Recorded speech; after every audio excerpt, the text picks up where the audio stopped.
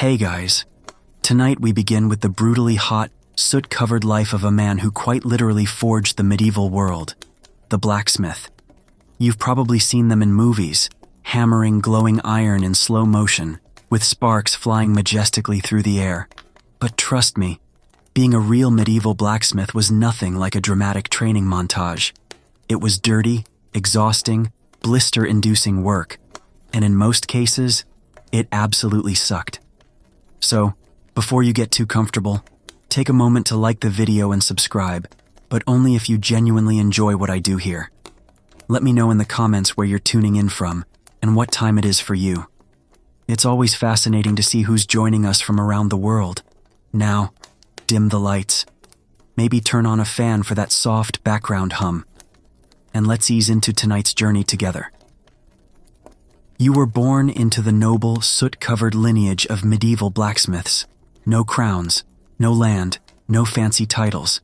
Just the family forge, anvil-shaped blisters, and the scent of roasted iron, baked into your baby blanket. From the moment you can walk without tripping into the fire pit, you're expected to help. By age 6, you're officially your father's apprentice, which is a polite medieval way of saying tiny, unpaid, assistant, with zero rights and permanent soot streaks on your face. Your toys, tongs, your playground, a dirt floor next to a furnace, hot enough to cook your eyebrows. While other village kids are chasing chickens and skipping stones, you're learning how not to die next to molten metal. Fun games include, guess how hot this is, with your hand. Hold the hammer until your arms fall off, and everyone's favorite. Try not to cry when you mess up the nail. Again. Your father, the blacksmith, is a terrifying, muscular man whose entire vocabulary consists of sighs, grunts, and the phrase, "hit it harder." He's got hands like tree bark, and a permanent scowl, etched from decades of smoke exposure, and tax collectors. He teaches you everything: how to shape iron, how to fuel the fire, how to keep your mouth shut when a knight insults your work. You don't ask questions, you just observe, absorb, and obey. Mostly because asking questions results in a flying horseshoe and a week of silent treatment. Holidays. Nice idea. You don't get those. The forge doesn't take breaks, and neither do you. Someone always needs something sharpened, fixed, or reforged. You learn quickly that free time is just the time between one job and the next. And while you're technically learning a trade, what you're really learning is pain tolerance, heat resistance, and how to fall asleep, standing up. By the time you're 10, you already smell like iron, swear like a miner, and have arms strong enough to carry water buckets that weigh more than your dog, assuming the dog didn't run away from the noise 2 years ago. This is your life now. Welcome to the family business. Hope you like sweat, smoke, and 70 years of back pain. If you thought you'd get a few good years of playtime before the hammer came down, think again. Childhood, in the medieval blacksmith's world, is more of a suggestion than a phase. The moment you can lift a bucket without toppling over, you're drafted. Forget games, forget toys, forget any concept of fun. Your playroom? A smoke-stained shed filled with sharp objects and open flames. Your jungle gym? A rack of tongs, next to a pit of glowing coal, one wrong step, and you're getting an unscheduled lesson in how long your skin can sizzle before dad notices. Your official job title might be apprentice, but what it really means is do everything no one else wants to do and get yelled at anyway. You stoke the fire, pump the bellows, sweep the floor, clean the tools, restack the coal, and try not to get impaled by a falling horseshoe, all before breakfast. You get paid in food, stern nods, and the occasional grunt of mild approval, which in blacksmith language means, you didn't completely ruin that today. Meanwhile, the village kids you once knew, they're out in the fields, maybe throwing sticks or learning how to milk goats. You envy them, even if they do smell like cheese and manure. They might grow up to be farmers or shepherds, humble jobs, sure, but ones that involve fewer glowing weapons and surprise burns. You, on the other hand, are learning to make nails by hand. Nails. Thousands of them. Bent, twisted, reheated again and again until they're straight enough to hold some lord's chicken coop together. If you're lucky, your father lets you swing a hammer on your own, right after he points out every single thing you're doing wrong. And don't even think about saying, "I'm tired." That phrase doesn't exist in the forge. Fatigue is weakness. Burnout is for candles. You keep swinging, keep sweating, keep smiling. Or at least, keep from crying where anyone can see.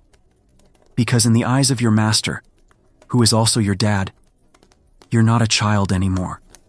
You're a blacksmith in training, and the training never ends.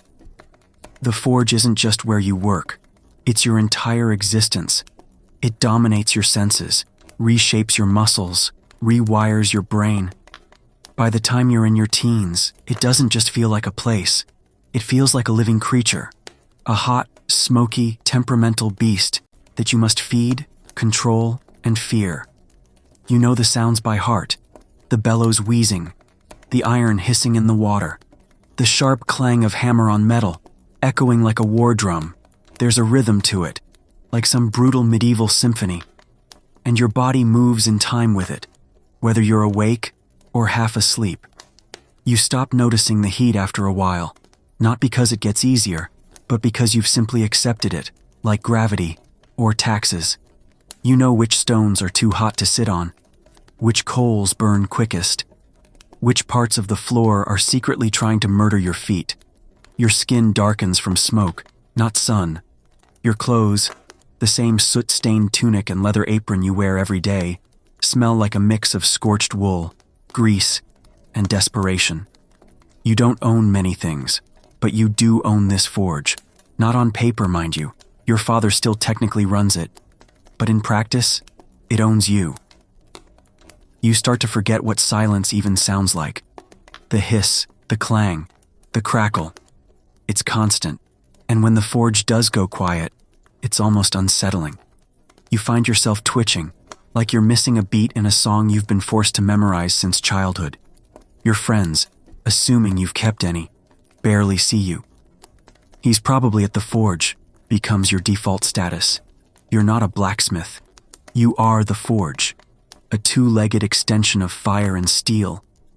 And strangely, a part of you starts to love it. Not the burns, not the blisters, but the feeling. When the shape finally comes out right. When the horseshoe fits. When the blade gleams. When the metal bends to your will. For a moment, you're not just a kid covered in soot. You're a creator, a crafter, a necessary gear in the medieval machine. Then the moment passes, the next order arrives, and the fire roars again.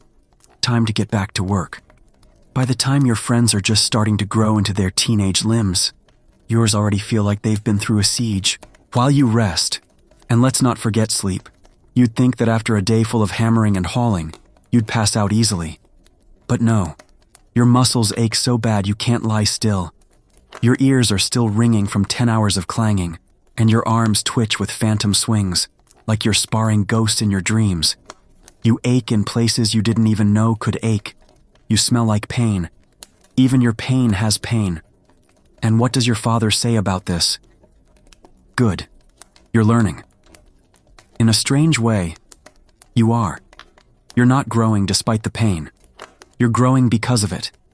You're being hardened, like the very metal you work, shaped by heat, pressure, and repetition. But make no mistake, by the time you hit adulthood, your body feels like it's already lived 2 lives and died halfway through both. And the worst part? You're just getting started.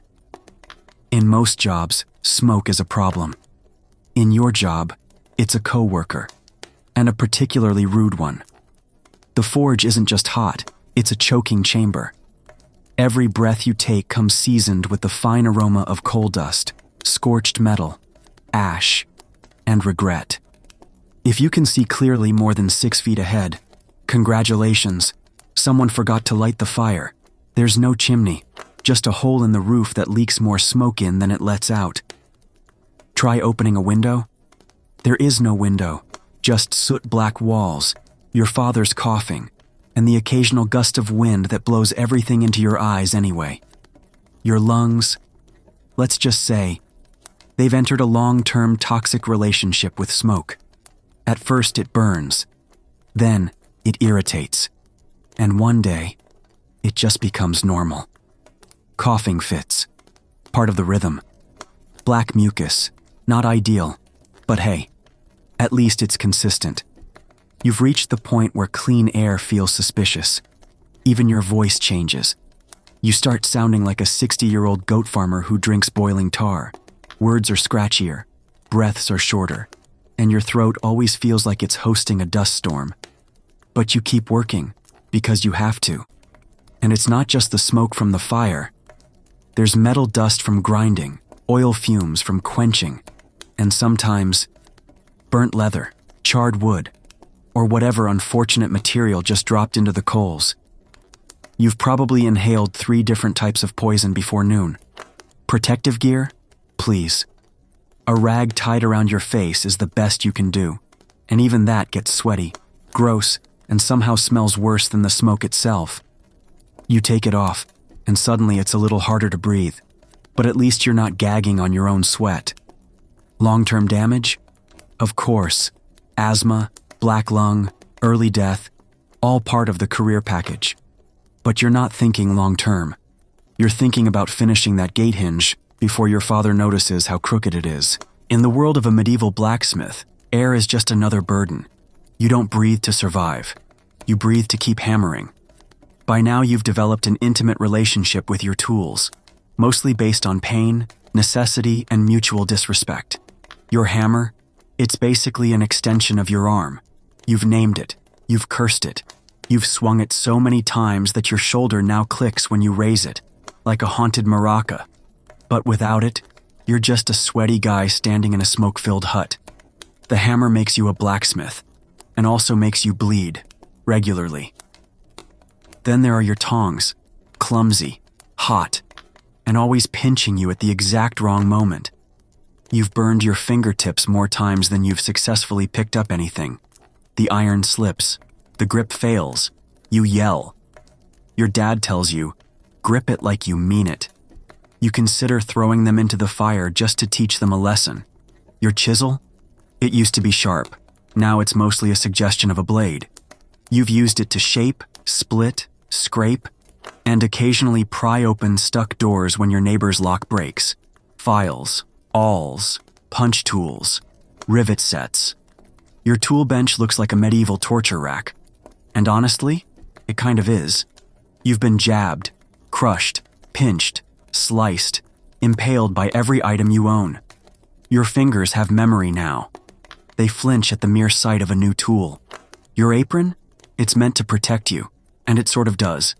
If by protect you mean catch hot metal shards and hold them close to your body like a smoldering hug, it's more scorched than stitched, and the leather stiffens like a corpse every winter.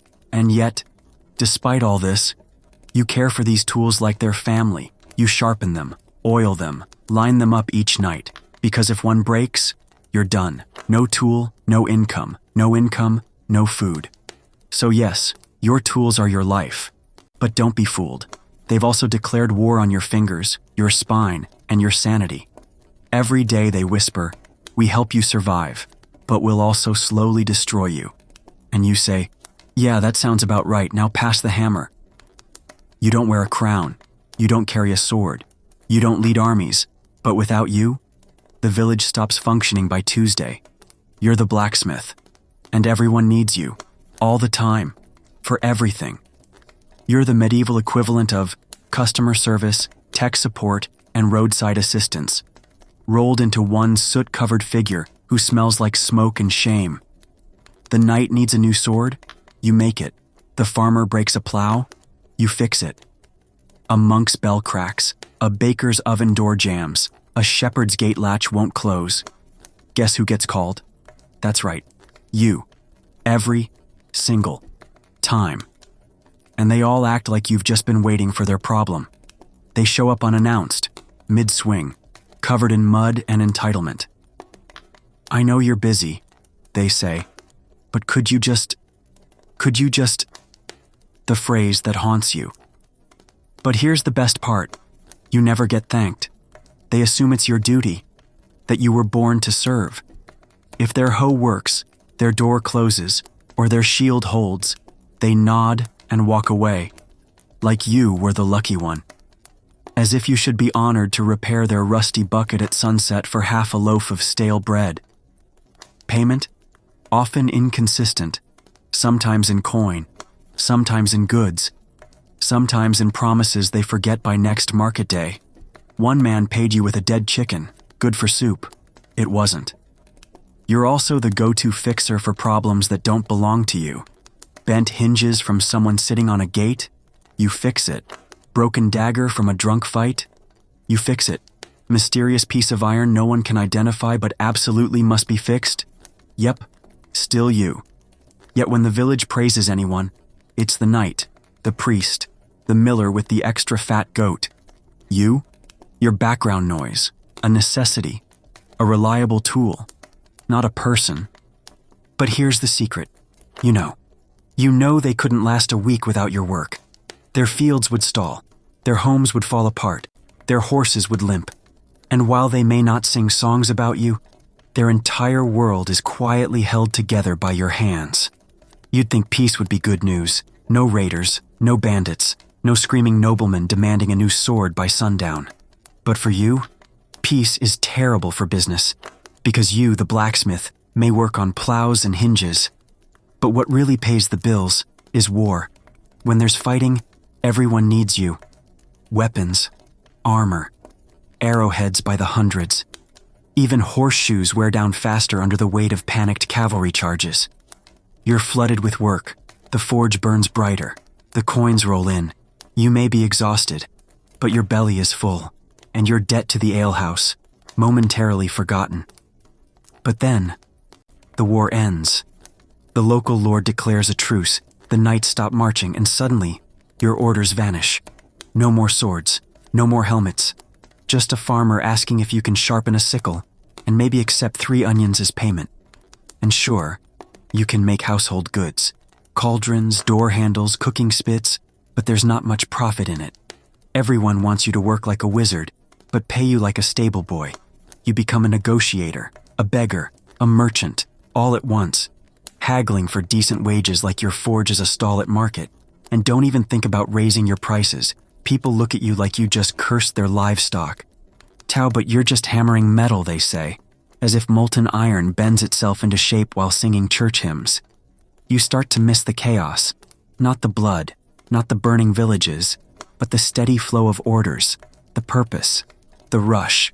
When knights lined up outside your forge with dented shields and coin purses ready, you mattered. Now you're making keys for locked doors no one locks, patching pots that should have been thrown out, and fixing tools so old they belong in a museum, not a field. Peace for everyone else means safety and rest.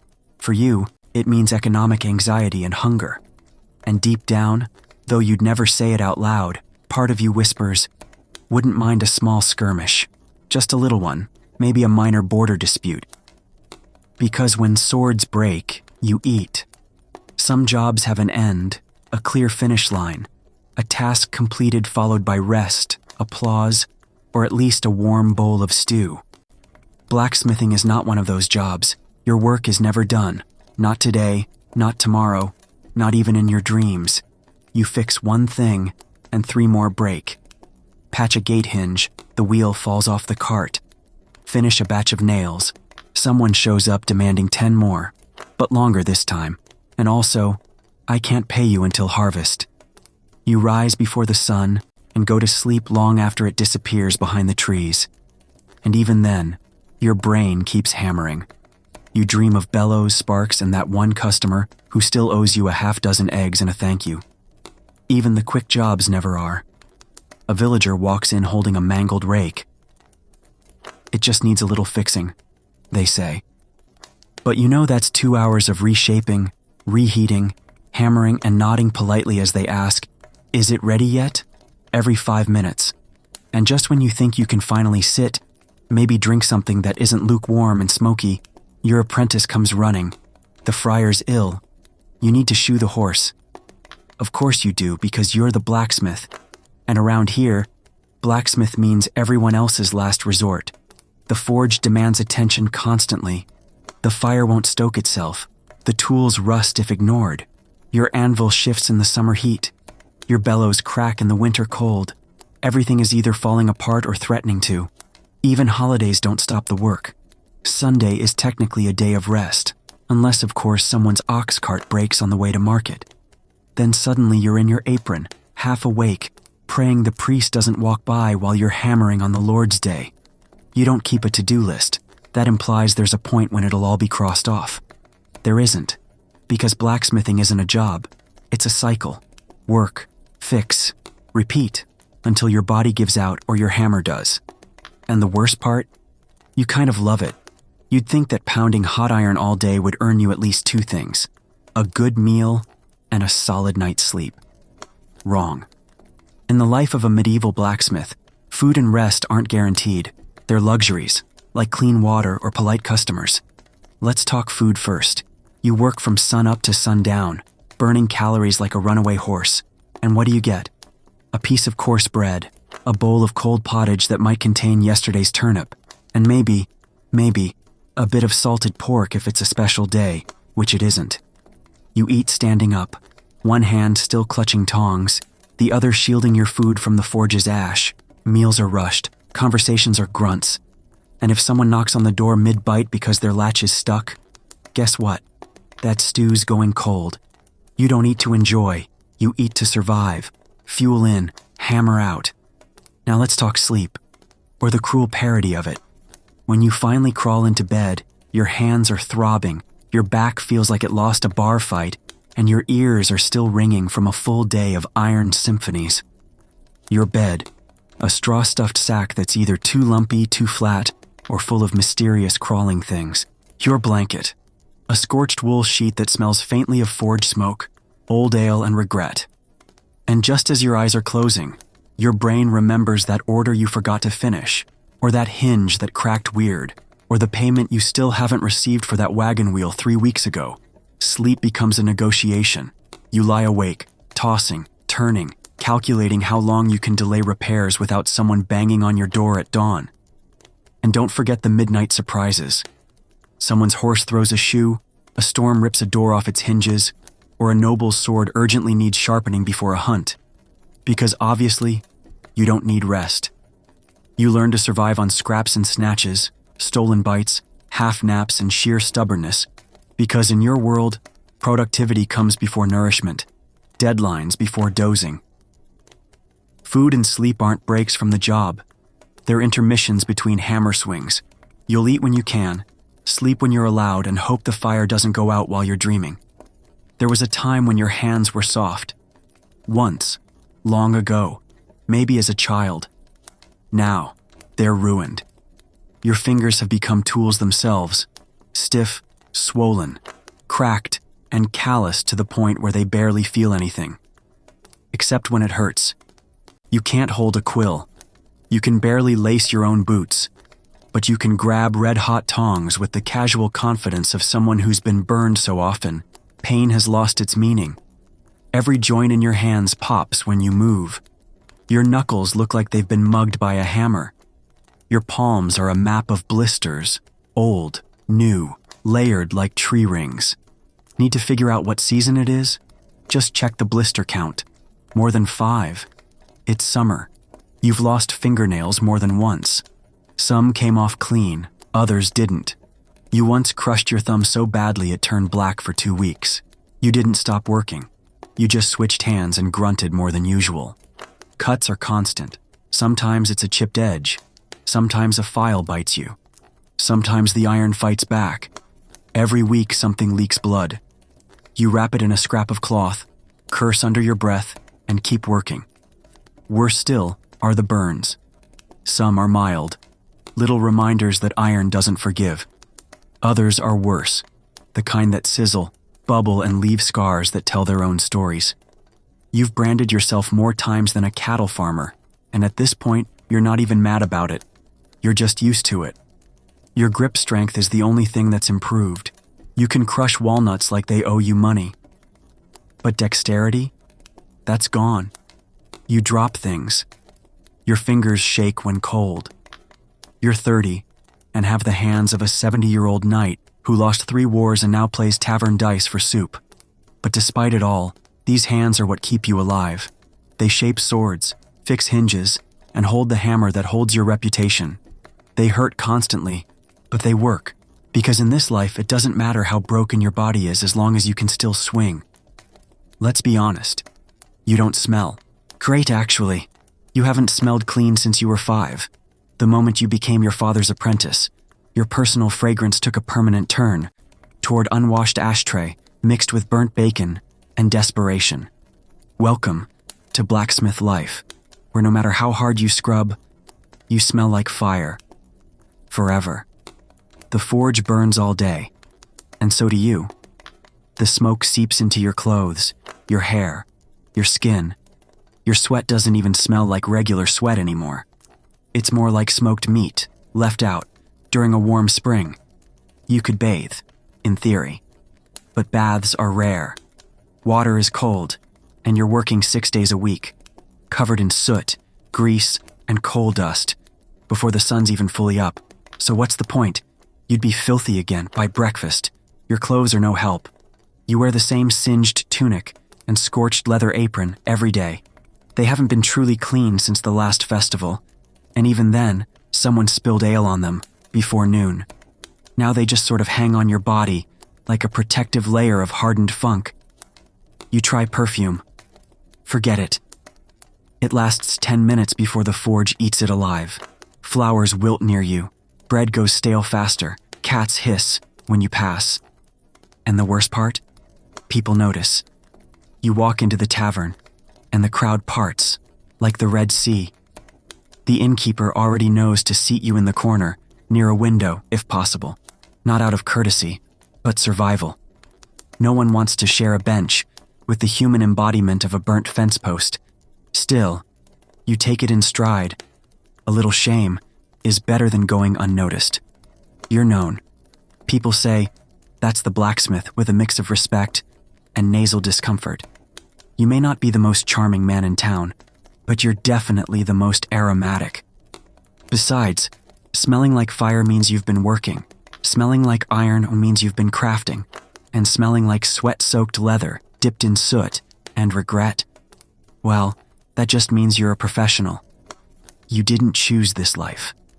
The forge chose you, through your father's calloused hands, and the iron expectations passed down like a rusty heirloom.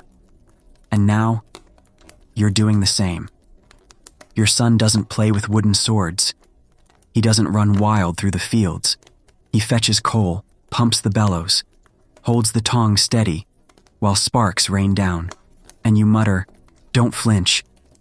He's maybe 7, but already smells like burnt metal and wet burlap. You feel a bit guilty, but only a bit, because you're not being cruel. You're preparing him. This is the trade. This is survival. He watches you swing the hammer, and you see the way he stares, wide-eyed, half in awe, half in fear. You remember that look.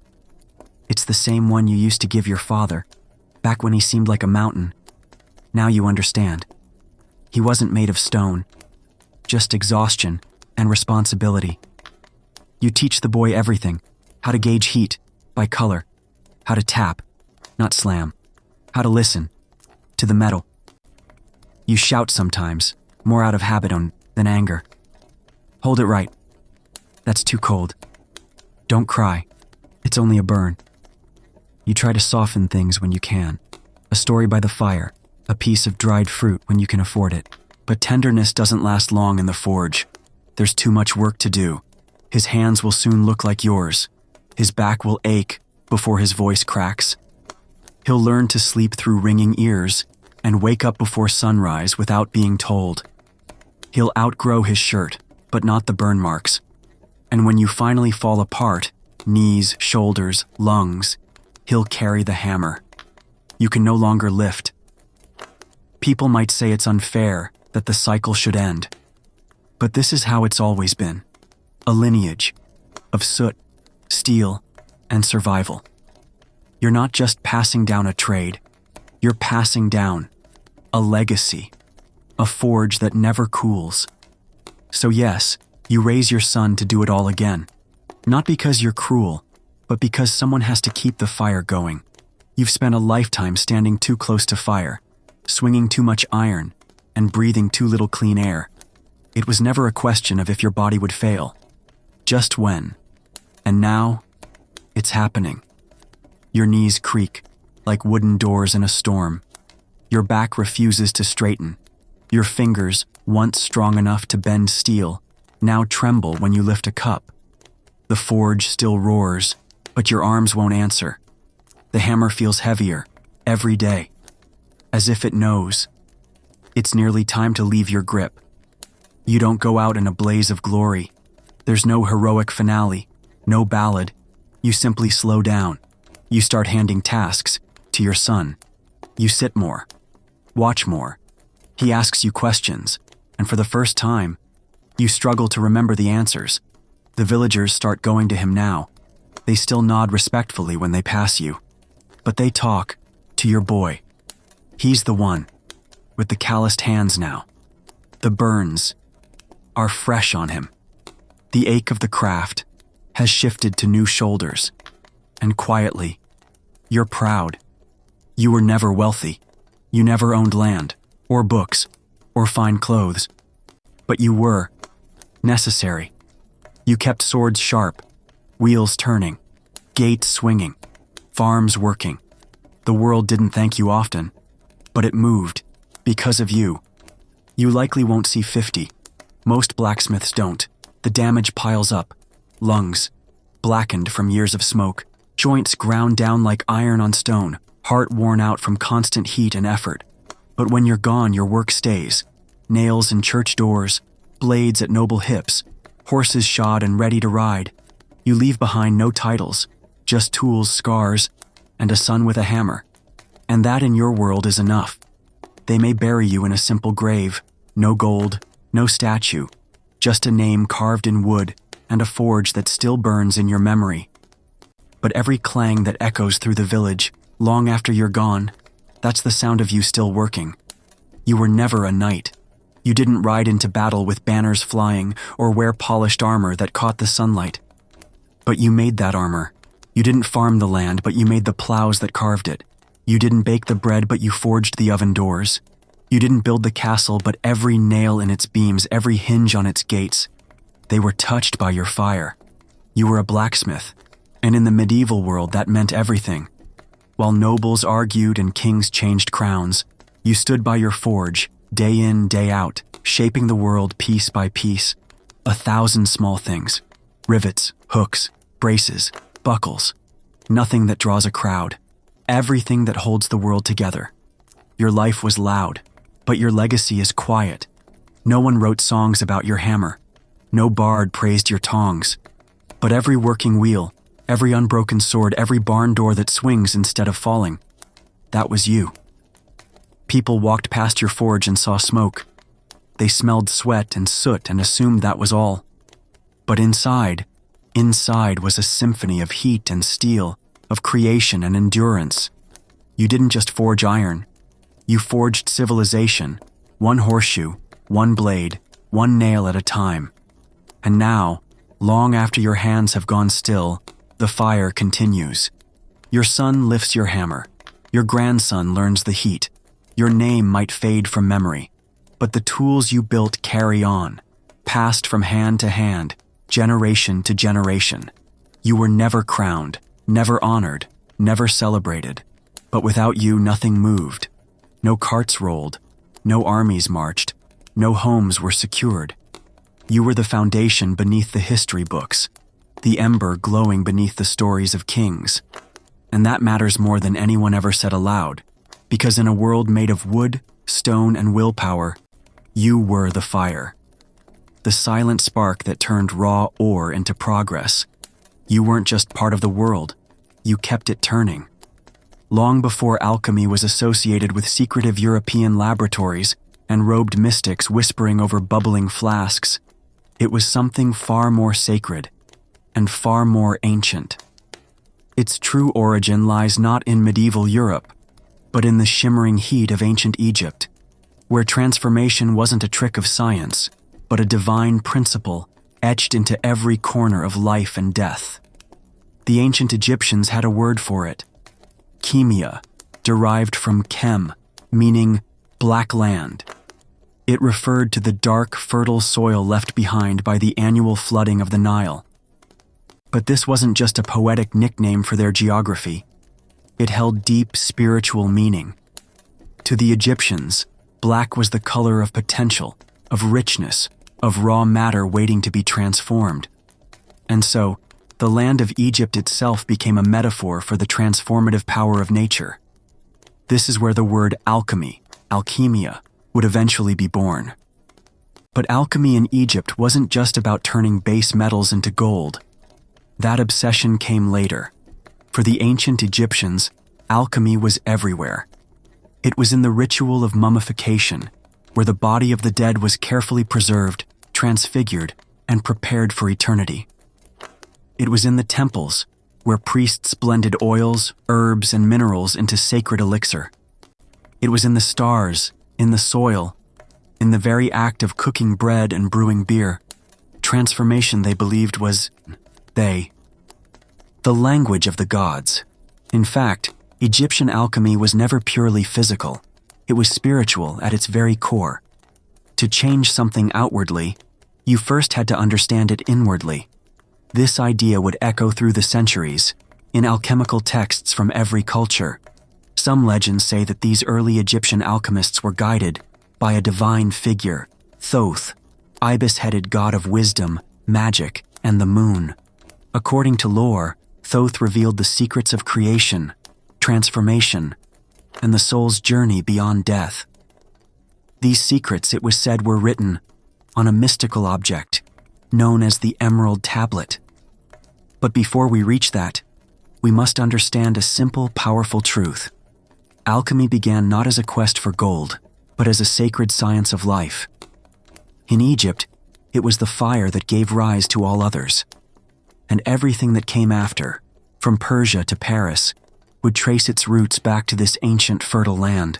If ancient Egypt was the birthplace of alchemy, then Thoth was its divine midwife. In Egyptian mythology, Thoth wasn't just a god, he was the god of knowledge, of magic, of writing, of time, and the very laws of the universe. With the head of an ibis and a glowing moon disk above him, Thoth stood for balance, for harmony. And in a world obsessed with order and transformation, he was the sacred scribe of all hidden truths. According to ancient myth, Thoth didn't study alchemy, he embodied it. The Egyptians believed he had written thousands of books, filled with divine wisdom. Most of these were never meant for mortal eyes. But one fragment, one sliver of that wisdom, would change the world.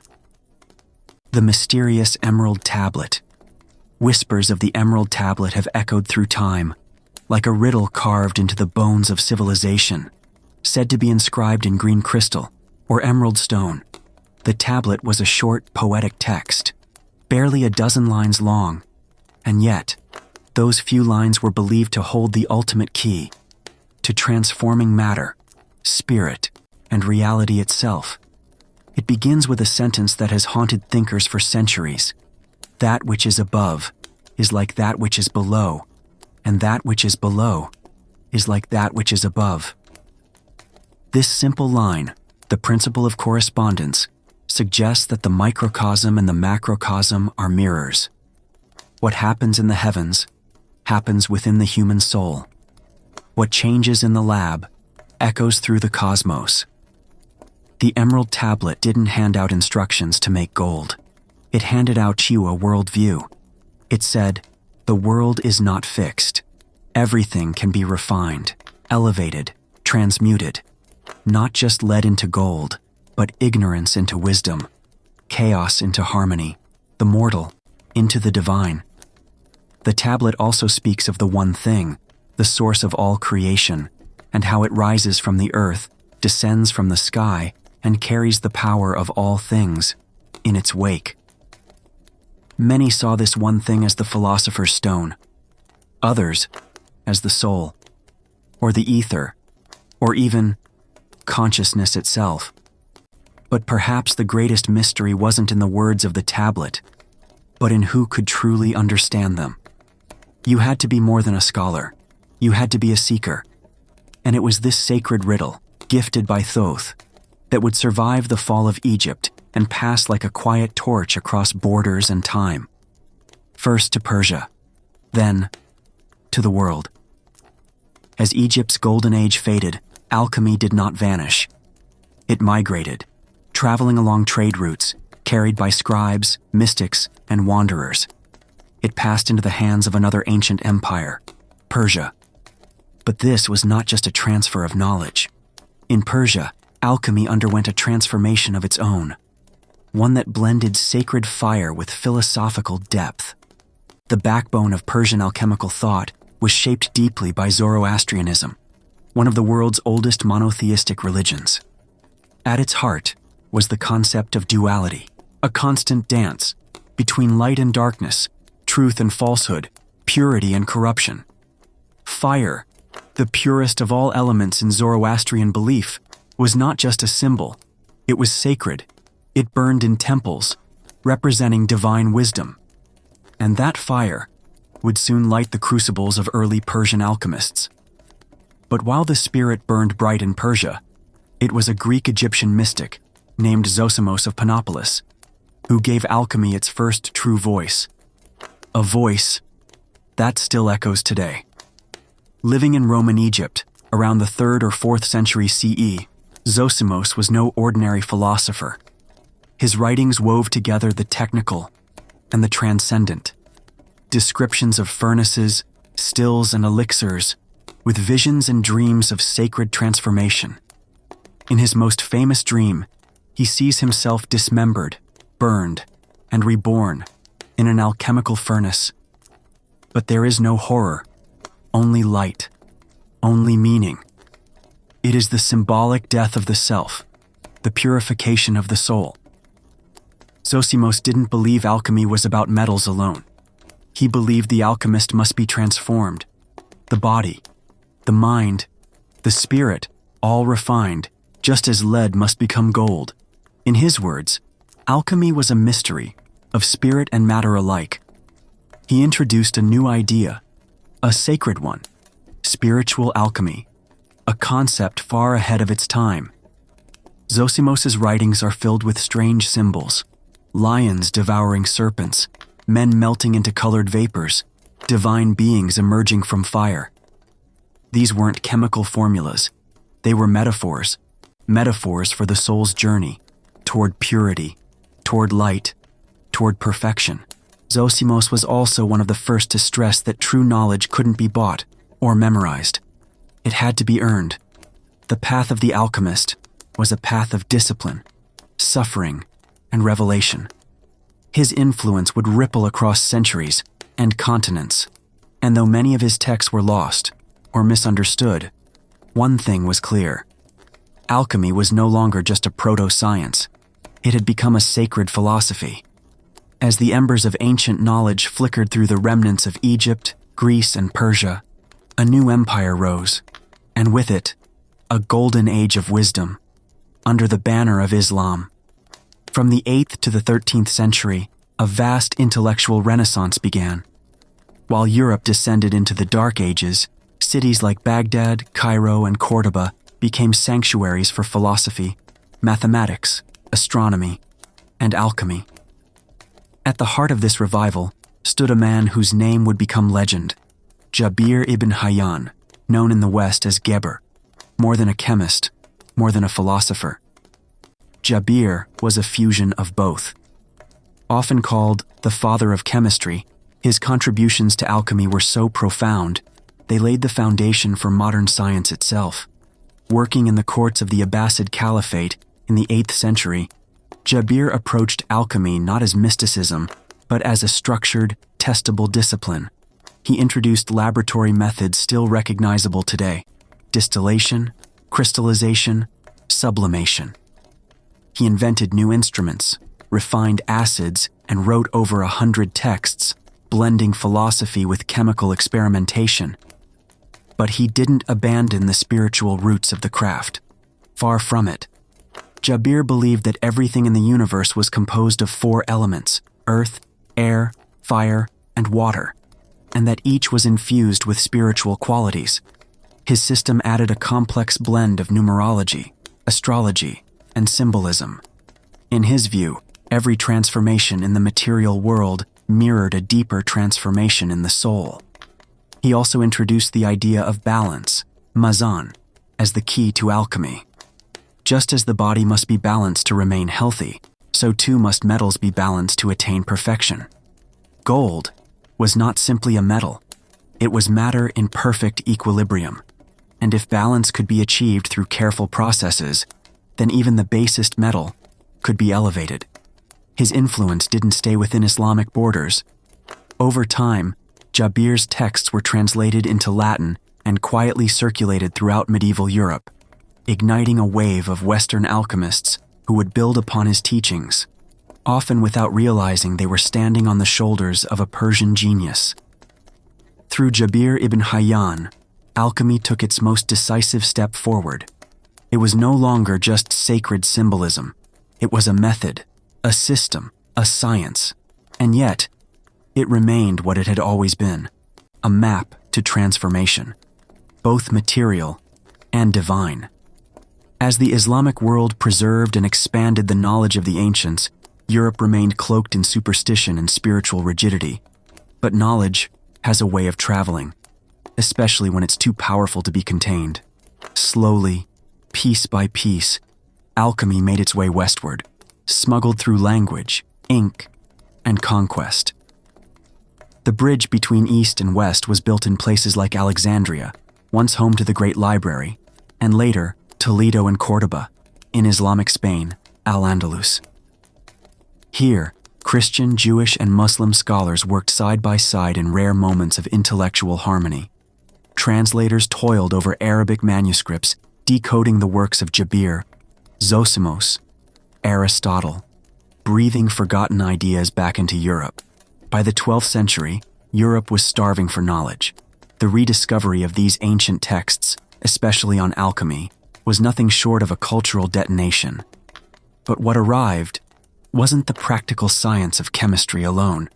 It was alchemy in its fullest form, a fusion of spirit, matter, and meaning. Monasteries began hiding strange manuscripts behind sacred scripture. Monks experimented with metals, not just to purify them, but to purify themselves. And in hidden chambers, in candle-lit studies, European minds began to obsess over one idea: transmutation, the notion that base metals could become gold and that the human soul could do the same. One of the most influential texts to reach Europe was the Turba Philosophorum, the Assembly of the Philosophers, a mysterious dialogue among ancient sages discussing the secrets of nature. Then came the Picatrix, a massive Arabic grimoire filled with astrological and alchemical symbolism. These works didn't just pass on recipes, they carried worldviews, and those worldviews planted seeds in curious minds. The Latin translations of these texts circulated quietly, often disguised as religious or philosophical treatises to avoid accusations of heresy. After all, alchemy posed a threat. It challenged the fixed order of things. If lead could become gold, could a peasant become noble? Could man become divine?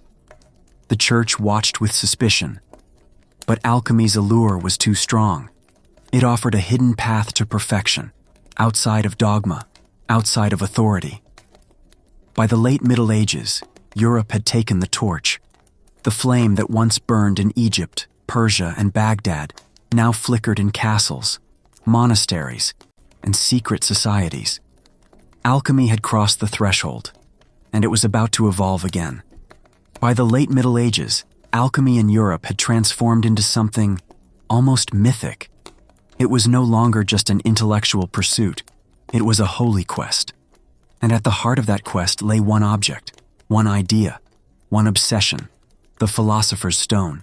The stone wasn't just a chemical substance, it was a mystery, wrapped in allegory, hidden in symbols and cloaked in riddles, said to have the power to transmute base metals into gold and grant immortality. through the elusive elixir of life. The Philosopher's Stone became the most sought-after artifact in Western esoteric tradition. But to those who truly understood alchemy, the stone was not physical. It was spiritual. In alchemical manuscripts, it went by many names: lapis philosophorum, the red stone, the powder of projection. Some claimed it was a literal red crystalline substance.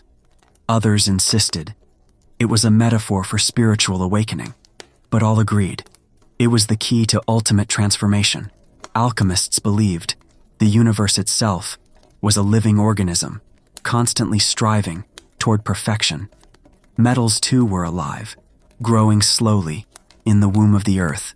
Lead was simply immature gold, and just as nature evolved toward balance, man could evolve as well. The Philosopher's Stone was the accelerant of that evolution. European alchemists, like Albertus Magnus, Roger Bacon, and later, Paracelsus, devoted their lives to understanding the processes of nature. In pursuit of this ultimate truth, they built furnaces, studied astrology, collected rare minerals, and wrote cryptic texts filled with serpents, suns, dragons, and kings, all metaphors for the stages of inner and outer transformation. The stone's creation was said to follow a path called the magnum opus, the great work. It began with nigredo, the blackening, symbolic of death, decay, and the breaking down of ego. Then came albedo, the whitening, purification. Then citrinitas, the yellowing, illumination. And finally, rubedo, the reddening, rebirth, and the emergence of the stone. But why hide this process in metaphor? Because true transformation, alchemists believed, wasn't meant for the uninitiated. The stone would reveal itself only to those who were ready, not just intellectually, but spiritually. To seek the stone was to seek perfection. And while many searched for gold, the wisest alchemists knew the only thing worth perfecting was the soul. As alchemy took deeper root in medieval Europe, it began to slip into the shadows. What was once open dialogue in temples and scholarly exchanges in courts now became hidden practice. The reasons were many: religious scrutiny, political fear, and the simple fact that alchemy's language had become a secret code, decipherable only to the initiated. The church, wielding enormous power, saw in alchemy both promise and danger. While some Christian mystics embraced it, seeing the transmutation of metals as a mirror of Christ's resurrection, others condemned it. The idea that man could manipulate nature, even achieve spiritual ascension outside of divine grace, was heretical. To avoid persecution, alchemists cloaked their teachings in allegory and symbolism. Thus began an era where alchemy went underground, hiding in secret societies, coded manuscripts, and obscure symbols that only insiders could interpret. The Rosicrucians, a mysterious brotherhood that surfaced in the 17th century, claimed to hold ancient alchemical wisdom passed down from Egypt and Arabia. Their manifestos spoke of spiritual enlightenment, divine harmony, and the hidden sciences. Though no one could prove their existence, their ideas spread like wildfire, inspiring generations of seekers. Then there were the Freemasons, whose roots trace back to stone builders, but whose rituals echoed deeply with alchemical philosophy, purification, transformation, inner light. Whether or not they practiced alchemy in the literal sense, their symbolic language aligned perfectly with its aims, the building of the perfect self. Alchemy also found refuge in books of secrets, Texts like the Mutus Liber, which contain no words, only a series of strange symbolic images, meant to communicate the great work. Without uttering a single sentence, other manuscripts were written in green language, a form of wordplay, puns, and poetic double meanings that concealed their deeper truth. The alchemist's life had become one of duality. Outwardly, a scholar, physician, or monk, quiet, obedient. Inwardly, a revolutionary, chasing the divine through fire and metal, spirit and stone. The very secrecy that threatened alchemy also preserved it. Like a fire, buried beneath ash, it smoldered unseen, passed down from master to apprentice, generation to generation. And in these quiet shadows, alchemy continued to evolve, not just as an early science, but as a living philosophy, one that would soon encounter its greatest challenge, the birth of modern chemistry. By the 17th and 18th centuries, a quiet revolution was brewing, one that would both inherit and bury the legacy of alchemy. The age of enlightenment had arrived. The mysticism and metaphor that once cloaked alchemical thought were no longer welcomed in scholarly halls. In their place came a new language, empiricism, logic, and repeatable results. Alchemy's successor had arrived. Its name was chemistry. This wasn't an abrupt execution. It was a slow, methodical transformation. Many of the earliest chemists were, in fact, alchemists. They simply shifted focus. The goal was no longer spiritual perfection or the transmutation of souls, but measurable change. No more dragons and black suns, just beakers, balances, and precise documentation. One of the final nails in the coffin came with Robert Boyle, often called the father of modern chemistry. In his 1661 book, The Skeptical Chemist, Boyle argued that matter was made up of atoms and that chemical reactions could be explained without mystical forces. He didn't mock alchemy, but he stripped it of its esoteric language. Boyle believed in the alchemist's power to transform, but insisted it must be explained through natural laws, not allegory. Soon after, Antoine Lavoisier would discover the role of oxygen in combustion and disprove the ancient theory of the four elements: earth, air, fire, water. The periodic table would follow. Laboratories became secular temples of knowledge. Alchemy, with its hidden codes and sacred metaphors, was seen as outdated, an embarrassment to real science. But here's the paradox. Chemistry owed its very existence to alchemy. The tools, the techniques, the curiosity, it all came from the furnace of that ancient craft. Alchemy had walked so that chemistry could run. Still, the world was changing. Industrialization demanded results, not riddles. Governments funded laboratories, not lodges. The philosopher's stone was replaced by the microscope, the alembic by the Bunsen burner. What was once sacred had become material, yet not all was lost in hidden corners and quiet minds. Alchemy still breathed, not as a science, but as a symbol of transformation, of unity, of the eternal dance between matter and spirit. And while the world turned to chemistry for answers, some still looked to alchemy for meaning, because some fires never go out. They just burn beneath the surface. Alchemy may have vanished from the halls of science, but it never truly died. Instead, it transformed, just as it always taught, that all things must. What began in the tombs of Egypt, refined in the fire temples of Persia, and encoded in the hidden texts of medieval Europe, didn't simply disappear. It evolved, splintering into chemistry, psychology, medicine, and even modern spirituality. Its outward form was shed, but its inner message endured.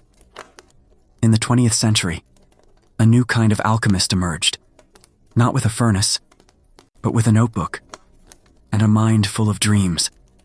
Carl Jung, the Swiss psychologist, rediscovered the hidden wisdom of alchemy and gave it new life. He argued that the ancient alchemists weren't just transforming metals, they were unconsciously mapping the human psyche. The blackening, negredo, was depression. The whitening, albedo, was insight. The reddening, rubedo, was the birth of a unified self. The philosopher's stone, Jung said, was individuation, the process of becoming whole. Alchemy, it turned out, had always been about more than gold. Today, we see its fingerprints everywhere, in self-help books, preaching transformation, in stories of heroes who descend into darkness to return reborn, in the very language we use. Words like refine, distill, purify, all echoes of the alchemist's path. Even in science, the spirit of alchemy lingers. Chemists still transmute elements. In nuclear reactors, physicists speak of dark matter and unified fields with the same wonder alchemists once had for ether and quintessence. The search for the fundamental building blocks of the universe continues. Only the language it has changed, but perhaps the true legacy of alchemy lies in its insistence on wholeness. It never separated spirit from matter or science from mystery. It taught that the transformation of the world begins with the transformation of the self. That behind every experiment was a sacred question. Who are you becoming in the process, in a world driven by speed, by technology, by the cold precision of data? Alchemy whispers an ancient truth that to change anything truly, you must also be willing to change yourself. And so, the alchemist's fire still burns, not in crucibles, but in hearts, waiting, calling, transforming. Because alchemy was never just a science. It was a mirror. But even in the silence, alchemy did not die. It whispered through symbols carved in old cathedrals and echoed in the quiet libraries of monasteries. It glimmered in the margins of forgotten manuscripts and stirred gently in the dreams of curious minds. The stone, elusive, ethereal, continued its slow dance through the centuries. Some say it was found. Others say it never existed at all. But perhaps that was the point. The stone was never meant to be held, only to be sought. To follow its trail was to walk a path inward through shadow and light, through doubt and wonder. To seek the stone was to seek yourself, and maybe, just maybe, the true gold was the quiet transformation that happened along the way. So if your soul feels a little heavier tonight, or your heart a little curious, close your eyes and let the centuries carry you through flickering candlelight and dusty scrolls, through whispers of kings and coils of serpents, through the great work and the red stone, and perhaps in the hush of sleep you too will dream of gold. If this little journey soothed your mind and stirred your soul, whisper back by liking the video. And if you're ready to wander through more sleepy secrets, you know where to find me. Until next time, sleep deep, dream strange, and may your search for the stone never truly end.